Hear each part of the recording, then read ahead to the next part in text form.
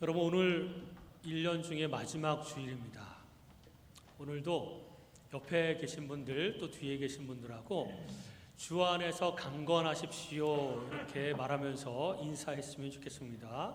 함께 인사해 볼까요? 주 안에서 강건하십시오. 주 안에서 강건하십시오.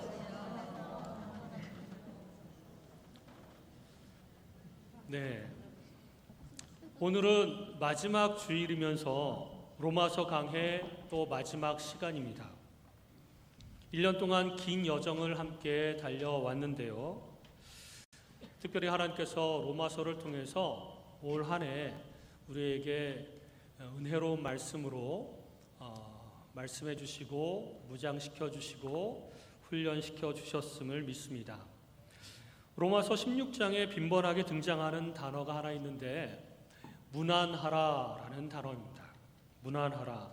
끊임없이 누구를 소개하면서 무난하라, 무난하느니라 이렇게 이야기하고 있는데요. 16절에 보면 너희가 거룩하게 입맞춤으로 서로 무난하라. 그리스도의 모든 교회가 다 너희에게 무난하느니라 이렇게 말하고 있습니다. 여기서의 입맞춤은 볼키스라고 서로 친근하게 인사하는 방식인데요. 어쩌면 이들은 서로 생사 확인을 위해서 생사 확인을 하면서 인사를 했을 수도 있습니다. 일주일 동안 무사했구나, 핍박 가운데서 살아남았구나 그러면서 인사했을 수도 있습니다. 그렇게 핍박받는 상황에서 은밀하게 모여서 예배할 때에 거룩하게 입맞춤으로 서로 무난하고 사랑을 나누었던 것이죠. 제가 20년 전에 필리핀에 선교사로 갔을 때 조금 당황스러웠던 것이 있습니다. 서양 선교사님들과 필리핀 교회 지도자들이 저희를 따뜻하게 맞이해 주면서 이렇게 안아주더라고요. 이렇게 친하지도 않고 한두 번 본 사이밖에 안 되는데 막 안아주면서 환하게 웃으면서 환대해 주는 것을 본 적이 있습니다. 그리고 여자분들은 또 볼키스 하면서 그때 무척 당황스러웠습니다. 거리도 굉장히 가깝고 친밀함을 굉장히 많이 표현하고 이런 모습을 보면서 여기 이 교회에 혹은 이 모임에 내가 오랫동안 다닌 것 같은 그런 느낌이 든다 이런 생각이 들 정도로 금방 그 모임 가운데 스며들었습니다. 이렇게 교회 안에서의 사랑의 환대와 환영 인사는 너무나도 중요한 것입니다. 거리도 가깝게 우리가 볼 때마다 잘 모르는 사람이라도 가까이 다가가서 환하게 웃으면서 친근한 축복의 말들을 건네면서 함께 그렇게 환영하고 인사할 때 우리가 점점 가까워지고 점점 친밀해지며 하나가 될 줄로 믿습니다. 그 교회에 오면 무조건 환대해 주는 사람이 꼭 필요합니다. 그래서 안내위원들이 예전엔 있었다고 들었습니다. 안내위원들은 예쁘게 또 차려입고 오시는 분들을 다 맞이하면서 인사하고 환영해 줄 때 사람들의 마음이 따뜻하게 녹아지는 것들을 경험할 수 있을 것입니다. 우리 교회도 이제 내년에는 좀 더 그런 분들이 더 많아졌으면 좋겠습니다. 환영하고 인사하고 문안하는 것이 교회에서는 굉장히 중요합니다. 교회 안에 사랑의 교제가 살아나면 그 교회는 또 영적으로 살아날 수 있습니다. 바울 시대의 핍박을 오늘날은 당하지 않죠. 그렇더라도 세상에서 삶을 살아간다는 것은, 그리스도인으로서 살아간다는 것은 여러 가지로 지치고 힘듭니다. 그럴 때 교회에 와서 성도들끼리 서로 위로하고 문안하고 그리고 함께 영적으로 예배를 드리면 다시 생기를 되찾아서 소성케 되는 그런 곳이 바로 교회 공동체입니다. 그래서 나 세상에서 너무나도 힘들었는데 지쳤는데 우리 성도님 보니까, 우리 권사님 보니까 너무나도 마음이 풀리고 위로를 받는 것 같습니다. 이런 교회가 되어야 되겠죠. 그런 교회 공동체, 우리가 내년에는 힘써 이런 공동체를 만들어 가기를 소망합니다. 사도 바울이 전하고자 했던 복음의 핵심은 15장에서 이미 끝을 맺었습니다. 그 이후에 나오는 내용은 개인적인 계획과 여러 가지 안부 인사가 대부분입니다. 그런데 바울이 편지 마지막 문안 인사 중에 또 하나의 권면을 삽입해 놓았습니다. 오늘 우리가 읽은 본문 4절의 말씀인데요. 로마서는 그 내용이 매우 긴 편지라서 오늘날과 같은 성경이 아닌 두루마리 성경으로는 굉장히 큰 분량의 성경입니다. 아마 이 성경을 기록할 당시에 몇 주가 걸렸을지도 모르고 몇 달이 걸렸을지도 모르겠습니다. 그렇게 긴 편지를 기록하면서 마무리 단계쯤 왔을 때에 로마 교회로부터 어떤 방문객이 바울을 찾아와서 로마 교회 안에 심각한 이단이 들어왔다는 소식을 아마 전해주었을 것이고 바울은 아마 불안감을 느꼈을 것입니다. 그래서 안부 인사를 기록하던 중에 새삼스럽게 이단에 대한 경고의 말씀을 삽입한 것이죠. 오늘 본문 17절에 보면 형제들아 내가 너희를 권하노니 너희가 배운 교훈을 거슬러 분쟁을 일으키거나 거치게 하는 자들을 살피고 그들에게서 떠나라. 이렇게 강하게 이야기를 하고 있습니다. 사도 바울은 사실 겸손하고 온유한 하나님의 종이었지만 이단에 대해서만큼은 강경하게 끊어내도록 명령하고 대처했습니다. 이단은 종종 바울에 애써 개척해 놓은 교회를 쑥대밭을 만들어 놓곤 했습니다. 이 로마 교회는 바울이 개척한 교회는 아니었지만 로마 교회도 이단이 들어가게 되면 불보듯이 뻔하게 이 교회도 쑥대밭이 될 것이다. 이런 걱정 가운데 사도 바울이 그렇게 강력하게 떠나라. 거짓 교사들, 거짓 선지자들에게서 떠나라. 이렇게 이야기한 것입니다. 어떻게든지 이단을 막기를 원했고 어떻게든지 이단에게 한 영혼이라도 빼앗기지 않기 위해서 바울은 애쓰고 있는 것이죠. 오늘 본문을 통해서 짧게 이단의 정체가 무엇인가, 그들의 전략이 무엇인가 살펴보도록 하겠습니다.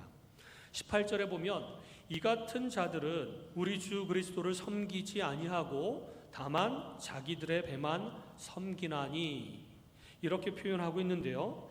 이단이나 거짓 선지자들, 이단 지도자들은 예수의 이름으로 다가오는 것 같지만 사실은 하나님을 섬기는 자들이 아닙니다.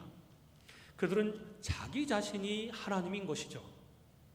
그리고 자기들의 배만 섬깁니다. 이 배라고 하는 표현은 욕망을 대표하는 아주 상징적인 표현인데요. 자신의 돈과 종교 권력과 그리고 성적 착취를 위해서 열심을 내는 자들이 이단의 정체입니다. 사이비 이단의 본색인 것이죠. 여러분 혹시 1992년에 종말이 올 것이라고 한국 교회를 떠들썩하게 했던 이장림 목사라고 혹시 들어보신 적이 있습니까? 이 사람은 이단 교주였고 처음에는 평범한 장로교 목사인 줄 알았는데 그 종말에 대해서 설교를 하면서 이단임을 드러내기 시작을 했는데 그래도 그 사람의 본질이 어떤 사람인지 드러나지가 않다가 수사 과정을 통해서 그 사람이 얼마나 더러운 사리사욕을 챙기기 위해서 사기를 치고 사람들을 속여서 돈을 착취했는지가 다 드러났습니다. 그 죄상이 다 드러난 것이죠. 물론 1992년에 종말은 오지 않았습니다. 또 최근에는 신천지나 통일교도 우리가 다 아는 것처럼 거짓으로 신자들의 돈을 착취해서 로비로 쓰고 또 카지노 도박으로 다 탕진한 것이 드러나지 않았습니까? 또 어떤 이단들은 성적인 착취를 통해서 여성들을 그렇게 했던 것을 우리가 알지 않습니까? 이들은 오직 자기 배만 채우려는 목적을 가지고 사람들을 착취하는 특징이 있습니다.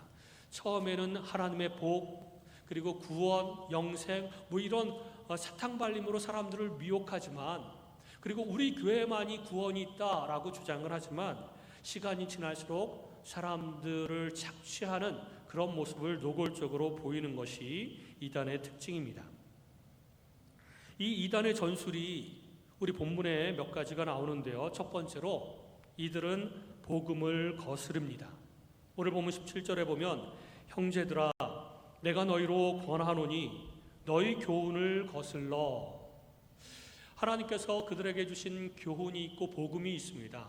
그 교훈과 복음을 거슬려서 참된 복음을 비판하고 의심하게 만들고 반대로 거짓 교훈과 이단 교리를 믿고 받아들이도록 점차 그렇게 이끌고 가는 특징이 있습니다. 두 번째 특징은 이단은 분쟁을 일으킵니다. 17절에 보면 분쟁을 일으키거나 라는 구절이 있습니다. 교회 안에서 서로 논쟁하고 반목하게 만드는 것이죠. 물론 우리 일반적인 교회도 하나님의 교회도 가끔 형제들끼리 갈등이 있습니다. 감정 대립과 싸움이 생길 수 있습니다. 그런데 이런 감정 싸움은 얼마간 시간이 지나면 화해할 수 있습니다. 그러나 절대 화해가 안 되는 것이 있습니다. 그것이 뭐냐면 진리 싸움입니다. 진리 전쟁이라고 하는데 교훈이나 가르침으로 파벌을 만들어서 싸움을 붙이게 되면 이것이 진리의 문제이기 때문에 목숨 걸고 싸우고 진리의 문제이기 때문에 절대로 양보하지 못하는 것이죠. 그래서 상대방이 틀렸다라고 얘기하고 내가 생각하는 것이 진리가 맞다라고 생각하면서 이거는 화해할 수 없는, 양보할 수 없는 문제가 되는 것입니다. 게다가 지난번에 말씀드렸던 아디아포라, 이래도 되고 저래도 되는 문제를 마치 절대 진리의 문제인 것처럼 포장하여 싸우도록 부추기는 특징이 있습니다.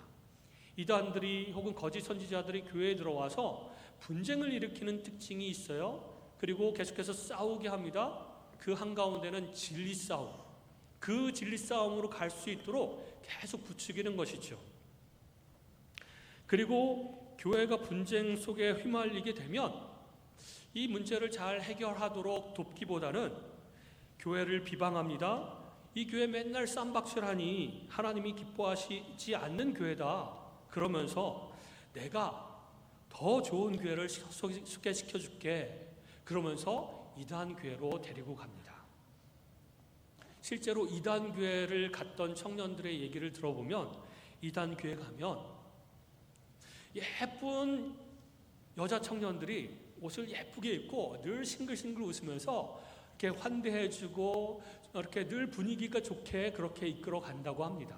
그래서 여기야말로 진짜 하나님의 교회구나라고 처음에는 감동을 받는다고 하죠. 게다가 이단 교회는 이단 교주를 중심으로 이렇게 이런 체제가 되어서 서로 싸우지를 않습니다. 처음에는. 그러나 저 위에 권력 투쟁을 하고 있는 저 위에 있는 리더십들은 물론 싸우고 분쟁이 있을 수 있습니다. 그러나 그들은 아주 멋지게 포장을 잘하기 때문에 이단 교회를 간 사람들은 여기야말로 진정 평화가 있는 사랑이 넘치는 교회구나. 그래서 거기서 빠져나올 수 없다고 하는 것이죠. 세 번째로 이단의 특징은 넘어지게 하는 것입니다. 오늘 본문 17절에 보면 거치게 하는 자들, 걸려 넘어지게 하는 자들이라는 표현이 나옵니다. 사람들이 쉽게 걸려 넘어지도록 다양한 덫을 많이 만들어 놓습니다. 다양한 모양으로 신앙, 인간관계 여러 가지로 넘어지도록 만들어 놓고 시험에 빠지게 만듭니다. 그래서 마음이 상하게 되고 결국은 교회를 떠나거나 혹은 신앙을 떠나거나 하나님을 떠나게 하는 것이죠. 이단은 이와 같은 목적을 달성하기 위해서 대단히 간교한 방법을 동원합니다. 18절에 보면 교활한 말과 아첨하는 말로 순진한 자들의 마음을 미혹하느니라. 자기들이 하는 말에 속아 넘어가지 않을 수 없도록 미리 짜맞춘 교묘한 말들을 가지고 사람들을 넘어지게 하는 것입니다. 그런 일들이 얼마나 많은지, 그리고 그 말들이 얼마나 교묘한지 보통 사람들은 잘 모르고 넘어갈 정도로 순진한 사람들은 금방 미혹되도록 그렇게 말을 하고 미혹한다는 것입니다. 그러므로 교활한 말과 아첨하는 말 때문에 겉으로는 이단인지 아닌지 거짓 교사인지 아닌지를 구별하기가 어렵습니다. 그러나 우리가 기도와 말씀으로 깊이 있게 살펴본다면 뭔가 이들은 우리와는 다르다는 것을 분별할 수가 있습니다. 게다가 이단들은 이미 교회를 잘 다니고 있는 성도들을 주로 미혹합니다. 생판 교회를 안 다니는 불신자들을 대상으로 그렇게 사역을 거의 안 하고 이미 교회 다니는 사람들, 성경을 어느 정도 아는 사람들에게 접근해서 미혹하는 것이죠. 그 알고 있는 성경 지식을 조금만 비틀어 꾸면 자신의 교회로 데리고 나갈 수 있다라고 하는 것을 알기 때문에 그렇습니다. 그러므로 심지어는 교회 목사님들에게는 말하지 말라고 하면서 비밀스럽게 미혹하기도 합니다. 목사님이 다른 데서 공부하는 거 싫어하니까 절대로 말하지 말고 어느 정도 공부한 다음에 말하라고 이야기하는 경우가 대다수입니다. 여러분, 그러므로 혹시 성경 공부를 하고 싶어 하시면 우리 교회에서 하십시오. 혹은 또 다른 곳에 너무나도 아주 좋은 성경 공부 프로그램이 있다고 한다면 목사들에게, 교회 목사들에게 먼저 말을 하고 그 모임이 어떤 데인지를 좀 알아보고 그렇게 가시면 좋을 것 같습니다. 그럴 때에 이단으로 빠져나가지 않을 수 있는 것이죠. 여러분, 서울에 사랑의 교회라고 있습니다. 아주 대형 교회, 초대형 교회인데요. 몇만 명의 성도들을 가지고 있습니다. 이 사랑의 교회, 이미 돌아가신 고 옥하는 목사님께서 이런 말씀을 하셨습니다. 우리 사랑의 교회에는 평신도 지도자들이 너무나도 많은데 순장과 청년들, 리더들, 그리고 교회학교 교사들을 합하면 1000명이 넘는다라고 말씀하고 있습니다. 근데 이들은 말씀을 가지고 성제들을 섬기는 거의 작은 목사들급이라서 정말 중요한 일을 하기 때문에 훈련을 굉장히 오랫동안 시키고 그리고 함부로 세우지 않는다고 합니다. 왜냐하면 잘못 세우면 다른 사람들이 넘어지기 때문에 철저하게 훈련시키고 오랜 기간 훈련시키고 검증을 거쳐서 리더로 순장으로 세운다고 합니다. 그런데 이 1000명이 넘는 이 지도자들 가운데서 1년에 1명이나 2명 꼭 이단으로 넘어가는 사람들이 있더라. 이런 이야기를 하셨습니다. 그렇게 훈련을 많이 시켰는데도 이단으로 넘어가더라. 그래서 너무나도 마음이 아프다, 이런 얘기를 하셨어요. 여러분, 이렇게 훈련을 정말 많이 받아도 이단으로 넘어갈 수 있는데 전혀 말씀 훈련이 안 된 사람들, 그 사람들은 어떨까요? 너무나도 쉽게 이단에 넘어가지 않겠습니까? 훈련이라고 하는 것을 한 번도 받아보지 못하고 그저 교회 예배만 참석하는 사람들은 이게 이제 듣고 자기가 스스로의 능력으로 이해하고 소화를 해야 되지 않습니까? 그런 능력이 있는 사람들이 우리 중에는 있습니다. 그러나 저는 많지 않다고 생각을 합니다. 오히려 듣고 이해하고 잊어버리는 경우가, 이해하지 못하고 잊어버리는 경우가 너무나도 많은 것이죠. 그래서 뭔가 들은 풍월은 있는데 뭔가 성경 인물 이름과 여러 가지 스토리는 아는 것 같은데 그 아는 성경 지식을 이단이 뭔가 교묘하게 꼬아서 다른 해석으로 이끌어 간다면 속수무책으로 넘어갈 수 있는 그런 사람들이 너무나도 많다는 것입니다.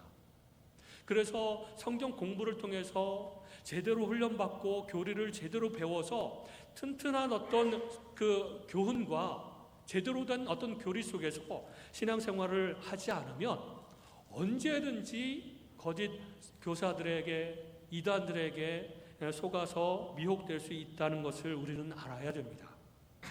그래도 내가 50년 동안, 60년 동안 신앙생활하고 내가 들은 게 얼마나 많은데 라고 생각하면서 나는 괜찮겠지, 나는 안 흔들리겠지, 이렇게 생각해서는 안 된다는 것이죠.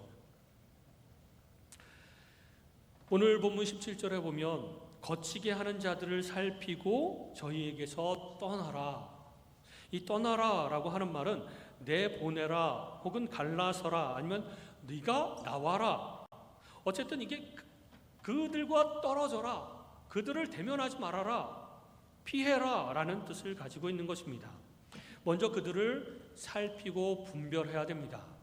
그러려면 우리가 충분히 성경 지식과 그 지식이 교리적으로 어떻게 해석을 해야 되는지 정확하게 알고 있어야 됩니다. 그러고 나서 살펴보니 저 사람이 이단 같다, 잘못된 교리를 전하고 있는 것 같다라고 분별해내게 되면 그 다음에는 강경하게 끊어내야 되는 것이죠. 어떤 분들은 우리 교회에는 이단이 없는데 바깥에 버젓이 이단 교회를 다닌다는 것을 알고 있으면서도 바깥에서 사업상의 이유로 혹은 이웃이라는 이유로 어떤 모임 때문에 만나는 사람들이 있습니다.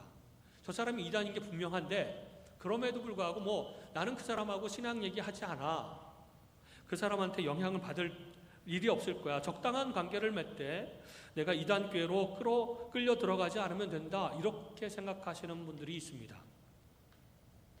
그런데 이단에 한번 빠졌다 하면 돌이키기가 너무나도 힘들기 때문에 그 사람들과 교제하는 것 자체, 인간적인 교제 자체도 굉장히 위험할 수 있습니다.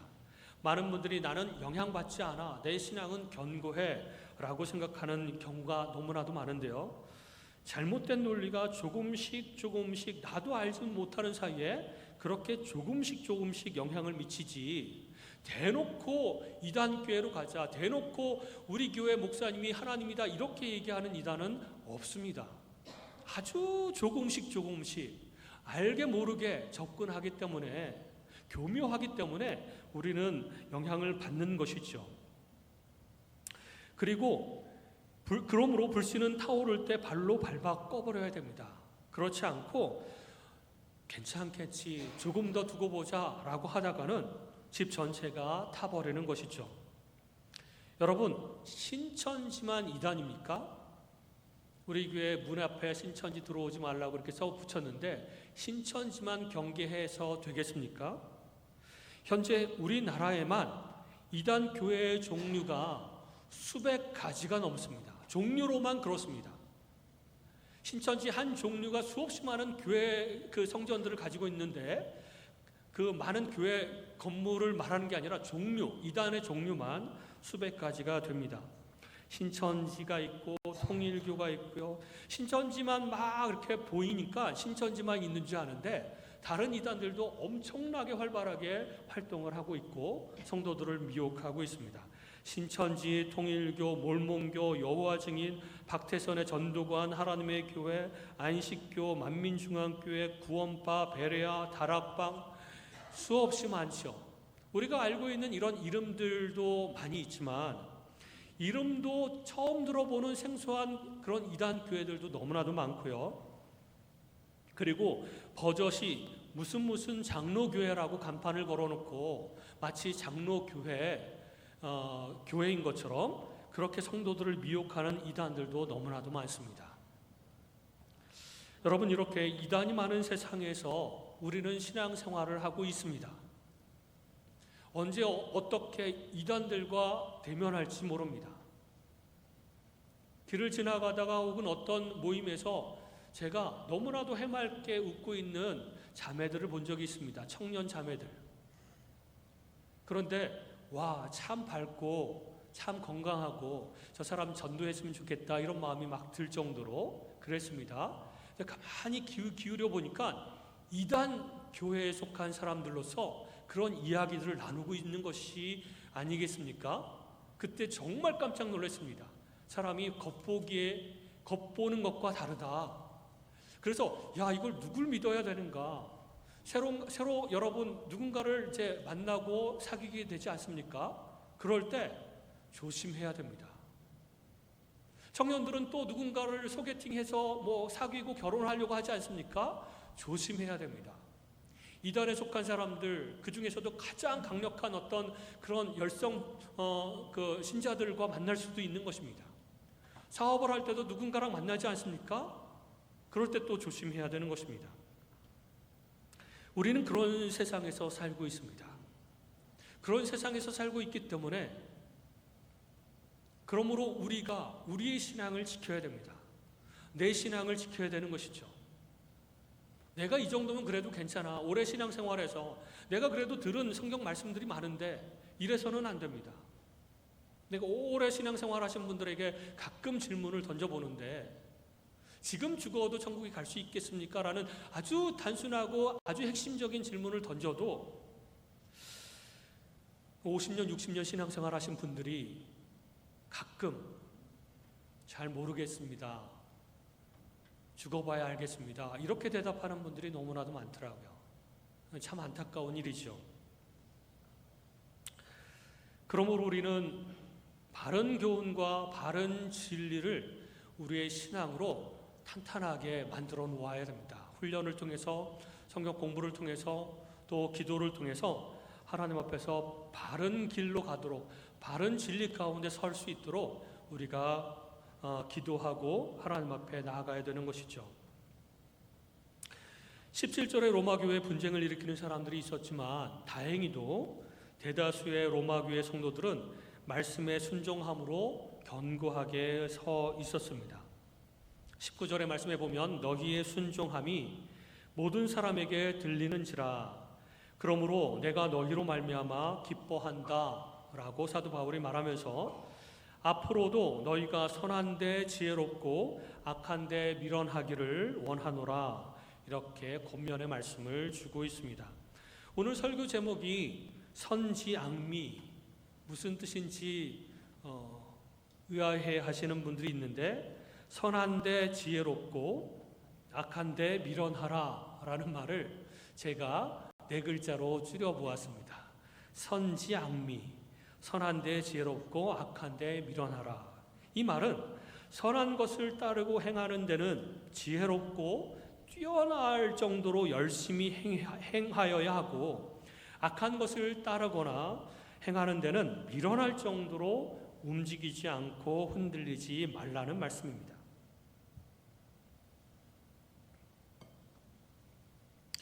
우직할 정도로 악한 것들은 누가 유혹을 해도 절대로 따라가지 않는 것이죠.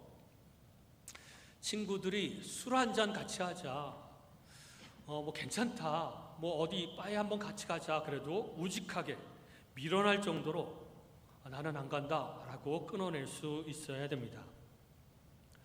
진리는 목숨 걸고 지켜내야 하고 악은 어떤 모양이라도 버려야 되고 흔들리지 말아야 됩니다. 이단에 끌려 들어가지 아니하고 바른 신앙 생활을 하기 위해 진리와 비진리를 먼저 구별할 수 있어야 합니다. 그래서 로마서의 내용이 무엇보다도 중요합니다.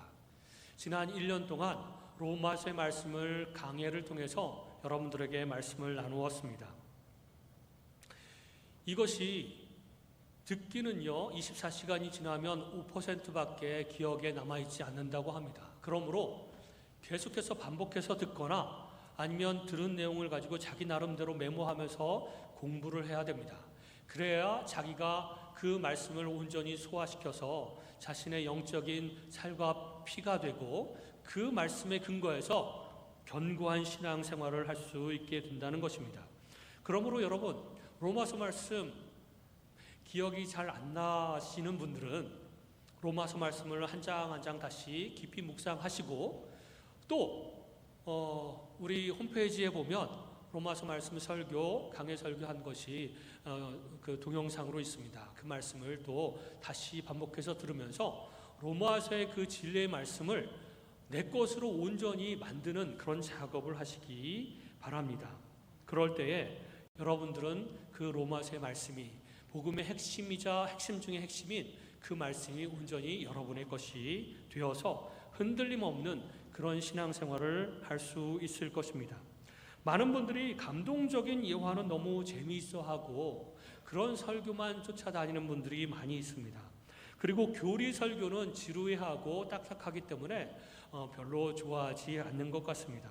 그러나 감동적인 예화만 즐겨 듣다가 중요한 교리를 알지 못한다면 뭔가 많이 들은 것 같은데 교묘하게 말하는 그 이단의 말에 또 빠져나갈 수 있게 되는 것이죠. 특별히 많은 분들이 요즘에 유튜브 설교나 간증을 많이 듣는다고 합니다. 예, 훌륭하신 그 목사님들도 많으시죠.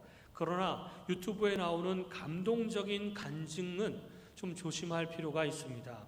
왜냐하면 그 간증 속에 그 간증이라고 하는 것은 자신의 경험과 삶에서 하나님을 만난 어떤 그런 것들이지 않습니까?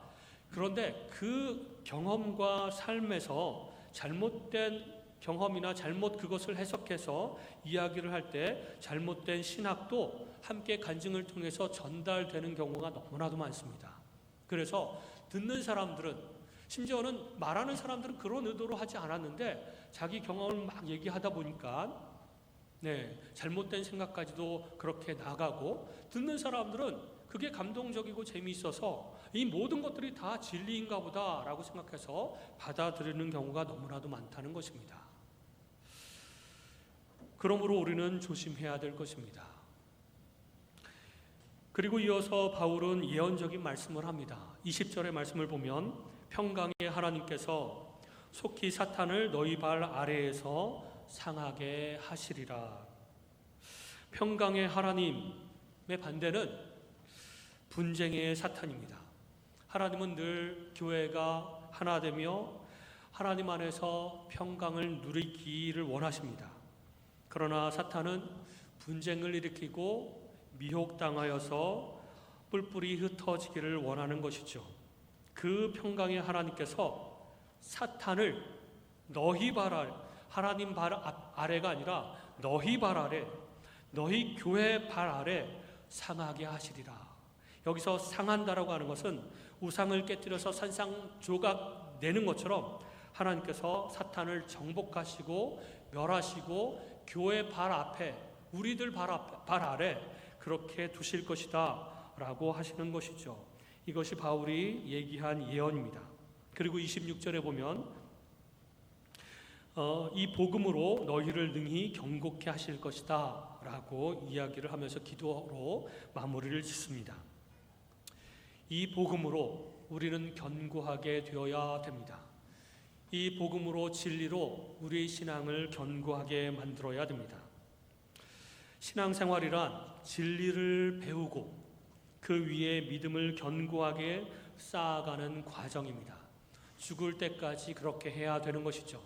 우리 머릿속에 있는, 마음속에 있는 잘못된 진리는 뽑아내고 온전한 진리와 교훈을 바로 쌓아가면서, 그리고 그 진리의 말씀대로 실천하고 경험하고 그렇게 살아가는 것이 바로 신앙생활이라는 것이죠. 그리고 흔들리지 않는 믿음과 삶을 살기 위해 배운 말씀을 깊이 묵상해야 됩니다. 내 것으로 만들어야 되죠. 내 살과 피가 될 때까지 끊임없이 묵상하고 그 말씀을 어떻게 실천할 것인가를 끊임없이 하나님 앞에 기도하면서 그렇게 삶을 살아가는 것이, 그렇게 씨름하는 것이 바로 신앙생활입니다.